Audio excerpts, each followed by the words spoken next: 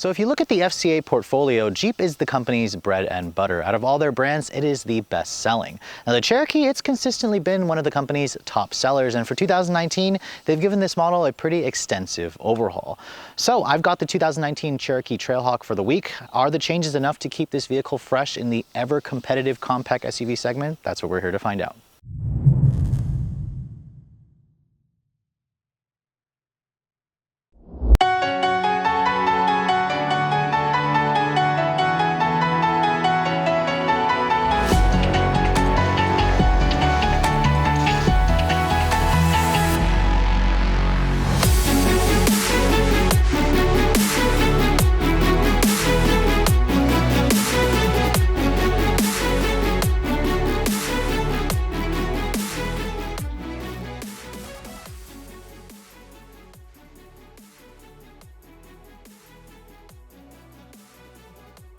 So when this generation Cherokee came out, its design was very polarizing. In fact, Jeep made it that way in order to make it stand out in this crowded sea of compact crossovers. So now that the Cherokee's been on the market for a couple years, they decided to give it a softer, more refined look. Then they took a lot of elements here from the Grand Cherokee and from the Jeep Compass. Of course, you have the traditional 7-slot grille. That's always been a Jeep trademark characteristic. However, they have really given the headlights an upgrade. Jeeps in the past have had really dim, poor performing headlights. Full LED headlights are standard on every Cherokee now, which is a great feature. It's kind of rare in the compact SUV segment. You can see here you have an LED low and high beam, LED turn signals, and then now the fog lights are down here, whereas in the past you had the headlight down here and then the actual LED running light and turn signal up here. So I think Jeep did a really good job by flip-flopping it. Now, because this is the Trailhawk model, its ground clearance has been raised up by about 1 inch. It has around 8.7 inches of ground clearance. You also can tell it's a Trailhawk from the blacked out bumpers and this red tow hook that you get in the front and rear. This is the sensor for the adaptive cruise control that my tester has, which I'm really glad it still has, even though this is kind of the off-road oriented model. Now, in terms of the size, this is right in the middle of the compact SUV segment. It's about 10 inches bigger than Jeep's own Compass.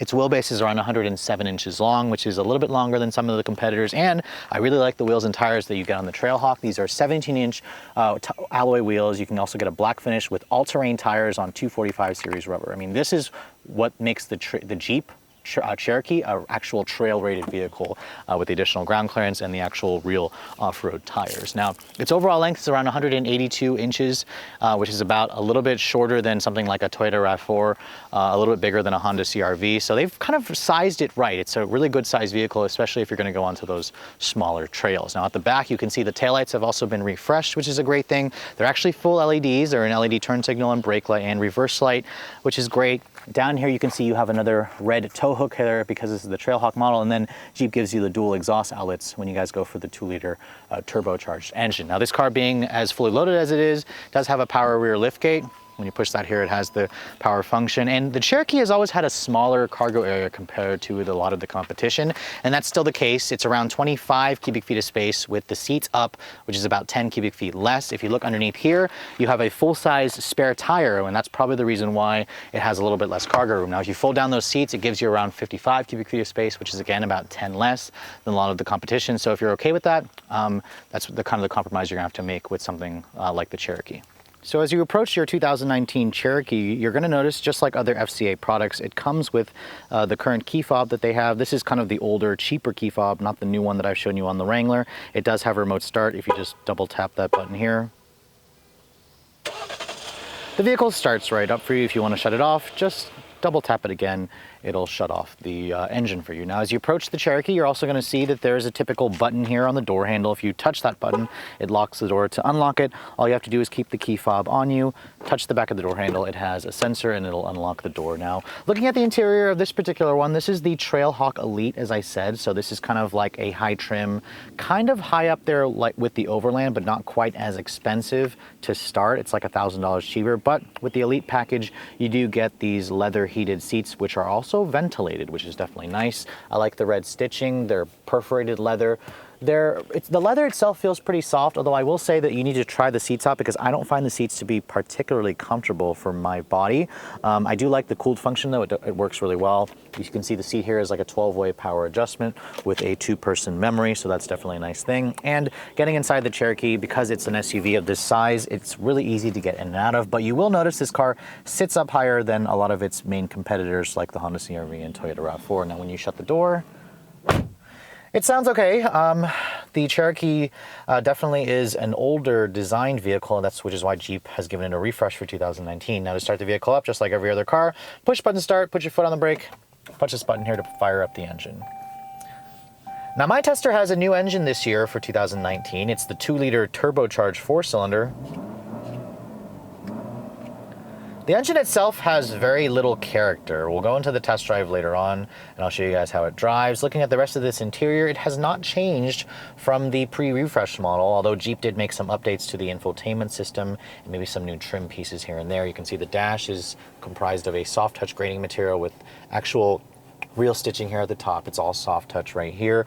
The door panels have the same soft touch grading material where it's nice and soft on this portion here. It's nice and padded right here with leather stitching. There's a good area here where you can put your phone. The window is one touch automatic up down for just the front windows, not for the rear windows. You can see your memory button here. Headlight controls over there. Your dimmer switch is over there, and to open up the power lift gate. Now looking at the center stack here, this also hasn't really changed. This is the upgraded instrument panel with the LCD display in the center. You can also change this, to whatever you'd like. There's several different modes. You just use this little button here. It'll change all of the different screen options here, and you can also adjust that. You can also put a speedometer there. There's no head-up display on the Cherokee. That's not available on this particular product. And you can see the steering wheel. It's the typical Jeep steering wheel with lots of buttons here for your adaptive cruise control because my tester has a technology package. On the back of the steering wheel, there's buttons for your audio switches here to turn the volume up and down. This also will change the seek and the track and then your presets on the back part. No paddles on the wheel. Instead, Jeep gives you a manual shift mode here for the 9-speed automatic. The wheel itself feels good in your hands. It's leather wrapped. It's also a heated wheel, which is definitely nice. Now, looking at the center stack here, let's talk a little about that because this is the larger 8.4-inch display. It also has Android Auto and Apple CarPlay, which Jeep made standard this year. Pulling up the apps display, you can see all your different options here. If you'd like, this is kind of like your phone where you can readjust this and move items right there where you can kind of customize that to your liking, which is, I think, a really great feature. The touch response is also very quick. My tester is missing the $795 option for embedded navigation, so instead you have to use your phone and plug it in to use Apple CarPlay or Android Auto. I really like the touch response. FCA does a pretty good job with that, although I will say that when I had the Apple CarPlay function plugged in, it did have a tendency to kind of freeze, overheat my phone, which I really only experienced that with FCA products. So again, that could be a software thing. Try this vehicle out before you make a decision. All your different audio sources are there, of course. When you put the vehicle into reverse, you do get a rear backup camera. With trajectory, it has front or all-around parking sensors, which is nice. My tester also has the automatic parallel parking function, which allows you to perpendicular and parallel park your car automatically. You can also turn off your parking sensors there. You have dedicated buttons here for the climate control, where it's a dual zone, a little bit more audio control functions there, 2 knobs for tuning and volume, which I actually really like. Down here, this controls the 4-wheel drive system. My tester, because it's the Trailhawk, has the Quadra Drive or Freedom Drive 2, which has an actual low-range transfer case, a locking rear diff. It has hill descent control. You have different modes here within your 4-wheel drive system. A snow sport mode I don't really like to use because it turns off the stability control, and I find it didn't really make a difference. But when you're off-roading, of course, there's a sand mode, and then there's a rock mode, which you have to put into the low-range transfer case.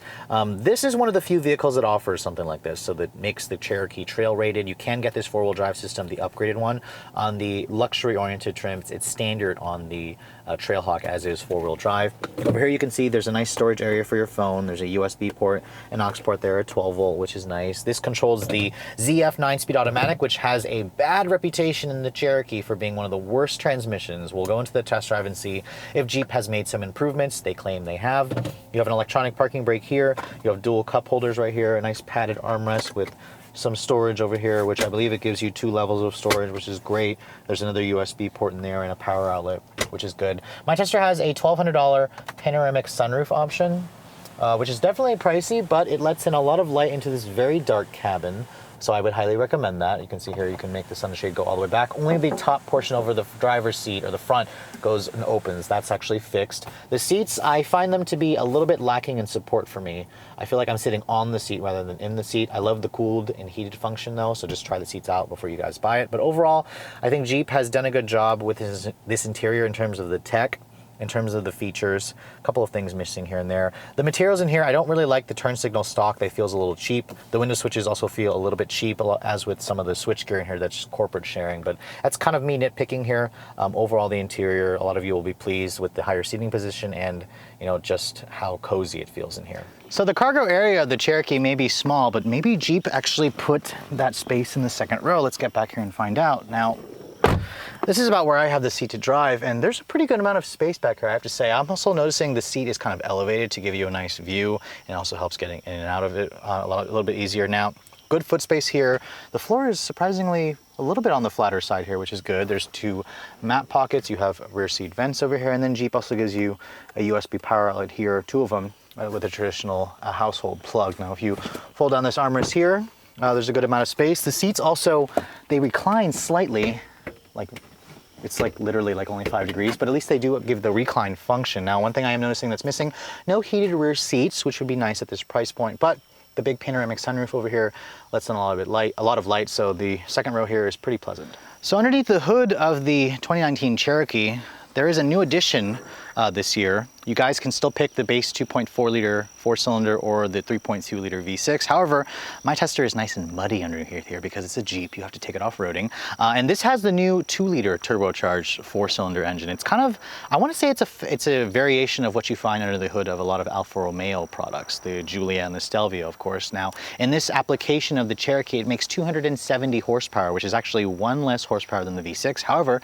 it makes 56 more torque, 295 foot-pounds of torque at a much lower RPM, and it's also a fatter torque curve. So in theory, this engine could fix the issues that I have with the 9-speed auto because it's really torquey. Now, fuel economy, Jeep didn't have those numbers when they first shut off this car a couple months ago. However, the EPA has now finalized it at 20 in the city, 26 on the highway. Premium gas is recommended, ouch. But it is about 2 mpg better than what you get in the V6. Unfortunately, when you guys go for the turbo, which is a $500 option, it drops the tow rating to 4,000 pounds. The V6 does around 4,500 pounds. This is a heavy SUV because of the off-road hardware. It weighs around 4,500 pounds, going through that 9-speed CF automatic. Let's get it on the road and see how it performs.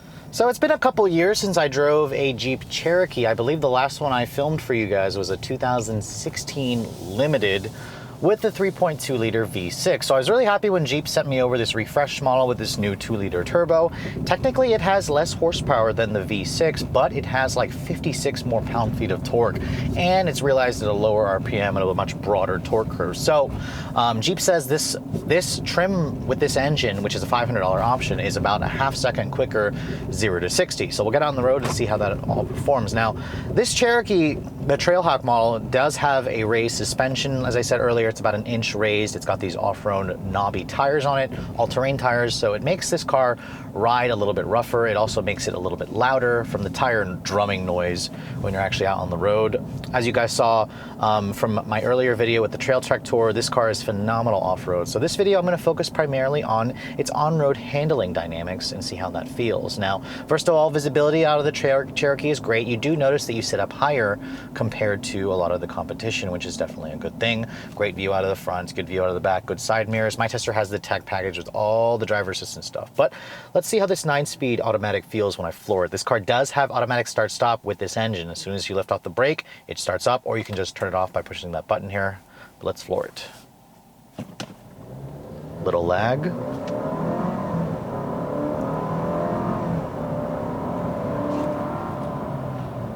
Okay, so with this engine, I'm definitely noticing the increase in mid-range torque. Once the turbo kicks in, you feel a nice surge of power. Unfortunately, the 9-speed auto in this car is still, how do I put this, garbage? That's a little harsh, but it still is one of the worst modern automatics I've driven, in today's market. When I put my foot down here, it's floored. It takes a good half a second for it to downshift, which is really, really annoying when you're trying to pass somebody. And combine the fact with this engine has a little bit of turbo lag, it makes this car excruciatingly slow when you first put your foot down and you're asking it for all it's got. And once it gives you all that, once the transmission finally figures out what frickin' gear to choose, once the turbo comes on boil, this car feels pretty quick. Unfortunately, the engine doesn't really make any kind of noises. It's just kind of like a characterless 4-cylinder 2-liter turbo that I've heard in a lot of other cars. At least the engine is relatively smooth when you start pushing it past, 5,000 RPM. I don't feel too much in terms of vibration, which, by the way, it has a very low redline at like 5,600 RPM, which is really low. I was surprised to see that, actually. But once you're kind of just settled into the Cherokee, this is not a sporty SUV by any means. I mean, the steering is very kind of loose, but it is very light. Definitely try out the luxury-oriented trims, which are, a little bit more car-like tuned, versus the Trailhawk if you guys don't plan to go off-roading.